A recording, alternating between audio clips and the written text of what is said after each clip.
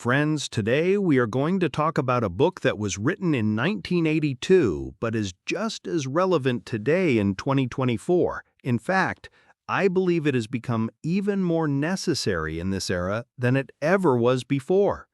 The book is What to Say When You Talk to Yourself by Dr. Shad Helmstetter. And the real beauty of this book is that its answer is as good as its question seems strange. Because the first reaction most people have is, I talk to myself? I'm not crazy. But friends, when you actually read this book, you realize that you talk to yourself every single day. You're just saying the wrong things. If you're visiting our channel for the first time, please subscribe right now and turn on the bell icon so you never miss summaries of life-changing books like this one. Let's begin. Helmstetter opens this book with a question that hits you straight in the heart.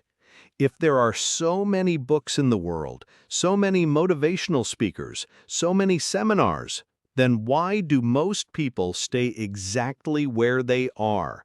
He spent 20 years in this field, read every kind of self-help material, attended everything, tried everything, and then he arrived at one insight that was direct and simple, yet the most important thing of all, and one that everyone else had left out. That insight was this: your mind is a computer, and that computer's hard drive runs according to whatever program was installed in it first. No matter how many new plans you make, how many new goals you set, how many new motivational talks you listen to, if the old program inside hasn't changed, everything keeps returning to the same place it was before. Exactly, like putting new furniture into a house already stuffed with old things. After a short while, everything becomes cluttered and cramped again. Real change only comes when the old program is erased and a new one takes its place. And how does that happen? Only one way: by changing what you say to yourself. Then Helmstetter shares a fact that makes you stop cold when you read it. He says that according to research, most of us heard the word no. Heard, you can't do this, this is not for you. You are just like that, approximately 148,000 times in the first 18 years of our lives. And in those same 18 years, how many times did someone say, yes, you can do it. You are amazing. You can do anything. Some people reported 3 or 4 times. So on one side, 148,000 times no, and on the other side, just 3 or 4 times yes. Think about what kind of program got loaded into that computer, and then we wonder why life isn't working out the way we hoped. Then he explains that none of this happened consciously. Nobody deliberately tried to make you fail. Parents said don't do that because they wanted to protect you. A teacher said you're not good at this because they were being honest within their limited perspective. A friend said that won't happen because they were trying to be realistic. But your mind recorded all of it. It is not a plastic surgeon who only notices the good. It is a CCTV camera that captures everything. And then your life runs according to that recording. Helmstetter gives an airplane example that is profoundly striking. He says, imagine there is a 747 plane heading to Europe, and you are on board. The navigator then tells the captain, this plane's onboard computer is 75% loaded with the wrong program. What would you do? You would get off immediately. But our own internal onboard computer, the one that flies the airplane of our life, is loaded with that same 75% wrong program, and we still climb into that plane every single day and then wonder why accidents happen and why we never reach our destination. Then Helmstetter introduces the self-management sequence, the chain that leads either to success or to failure. This sequence has 5 steps. The first step is behavior. your actions, what you actually do. But behavior doesn't come from nowhere. It comes from feelings. Feelings decide how you act toward any given situation. But feelings don't come from nowhere either. They come from attitudes. Your attitude is your overall outlook on everything. And where does attitude come from? From beliefs, what you actually believe to be true. And where do beliefs come from? From programming, what has been steadily loaded into your mind over years and years. So, the formula is straightforward. Programming leads to beliefs, beliefs lead to attitudes, attitudes lead to feelings, feelings lead to behavior, and behavior produces results.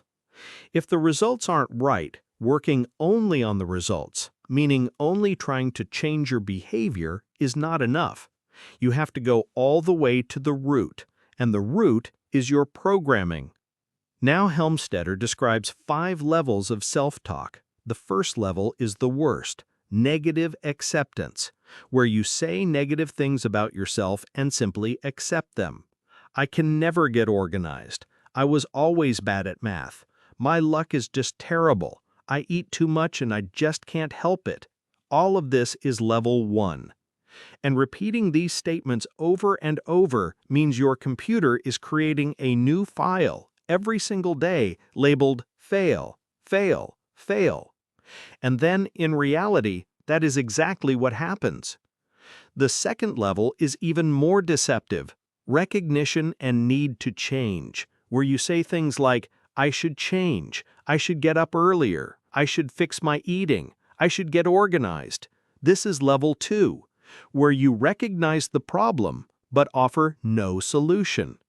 And what is the hidden message buried in this level? I want to get organized, but I'm not. You are directly telling yourself that right now you are not, and your subconscious is hearing exactly that.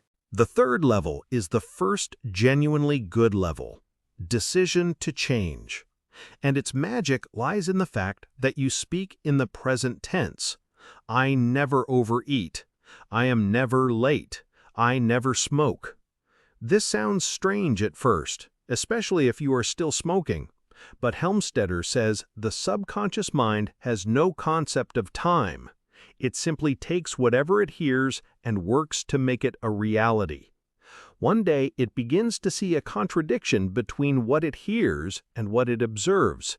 It asks, "What is that in your hand?"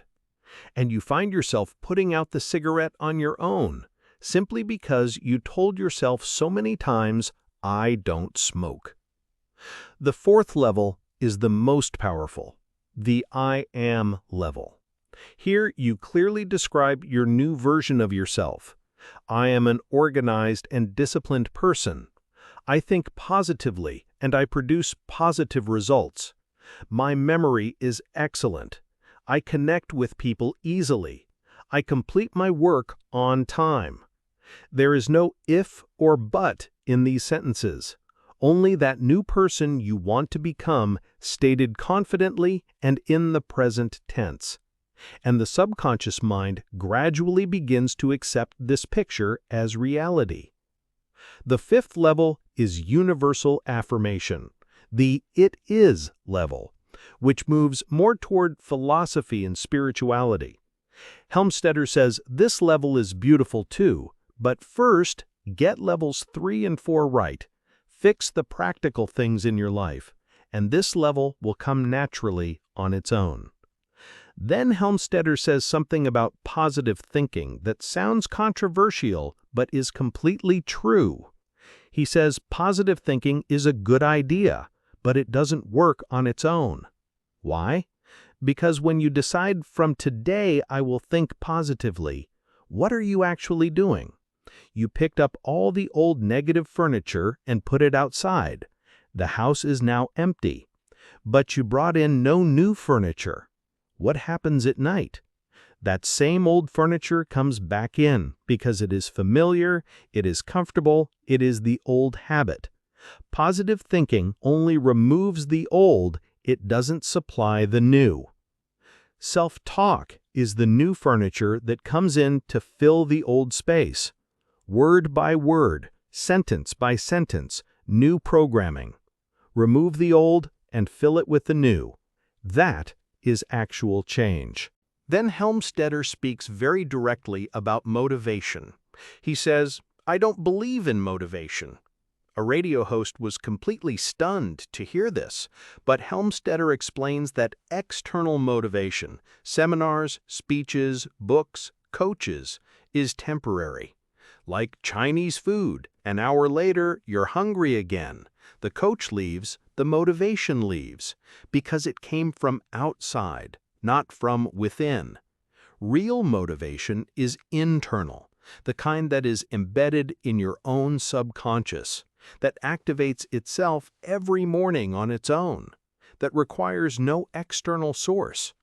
And that internal motivation comes only from self-talk. Then Helmstetter describes 5 practical methods for using self-talk. The first is silent self-talk, that inner voice. Whenever a negative thought arrives, immediately flip it. Instead of "I'm so tired," say "I am energetic." Instead of "this is so hard," say "I can handle this." This is a matter of awareness. It is not difficult, it just requires attention. The second is self-speak, what you say when you talk to others. When you tell a friend, "I don't like my job," your mind is listening. When you say, "Today was a terrible day," your mind is creating a file. Change those words. "I want to do better work in my job" is far more powerful. Start thinking before you speak. The third is self-conversation, talking to yourself out loud. This sounds like madness, but it is not. Helmstetter says, talk to yourself in the shower. "Good morning. Today is going to be an incredible day." Direct, confident, joyful. It takes just 2 to 3 minutes, but it sets the entire tone for your morning. He even shares a funny story about being at Denver Airport where his flight was delayed and he started talking to himself out loud and nobody sat anywhere near him the entire night. The fourth is self-write, writing your self-talk down. What you write gets programmed more deeply.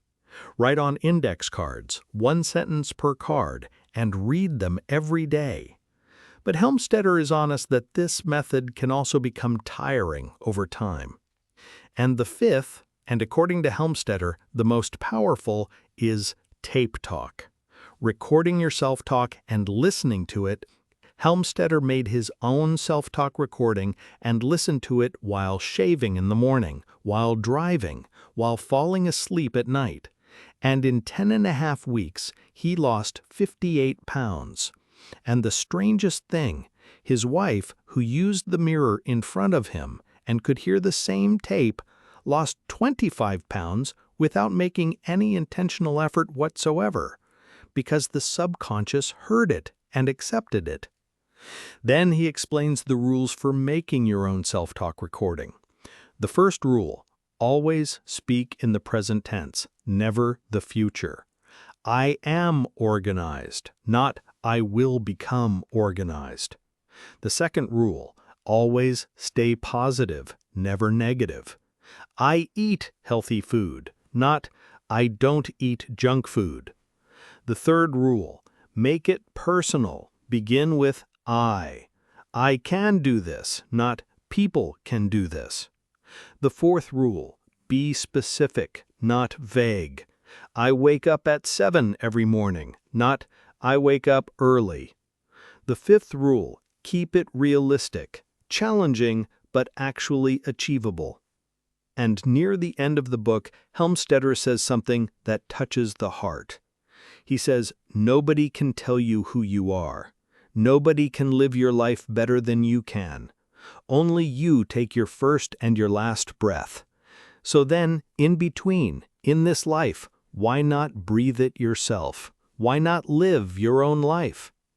Meaning that talking positively to yourself is not ego. It is taking responsibility for yourself.